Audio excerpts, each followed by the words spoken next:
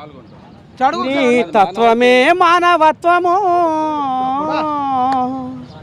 నీ తత్వమే మానవత్వము దేవిదాసు, ఆదిలాబాదు పుణ్యము మా దేవిదాసు.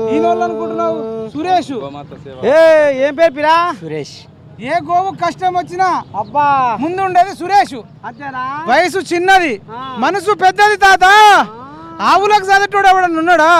సకల దేవతా రూపిణి గో మహాలక్ష్మి, సుఖశాంతులు కలిగించే అమృత కరుణాక్షి. గోమాత గురించి వాడాల తాత. జగతిలోన గోమాతకు ప్రథమ స్థానం అని తెలిపెను తిరుమల తిరుపతి దేవస్థానం. అని గోమాతలను ఈ పిల్లగాడు కళ్ళ కద్దుకొని కడుపులో పెట్టుకొని చూసుకుంటుండే. ఈయన గురించి హార్న్ అడుగు, సార్ గురించి ఈయన అడుగు. చెప్పినగా సార్ కథ ఏందే? పోలీస్ కథ.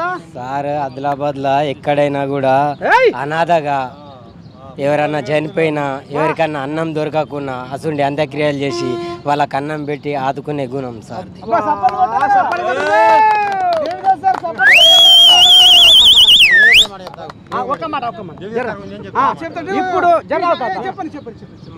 మా జైనత్లో కూడా డ్యూటీ చేసిండు.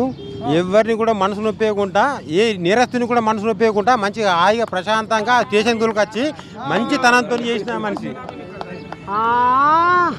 ఈ నేరస్తుని కూడా నొప్పియలే.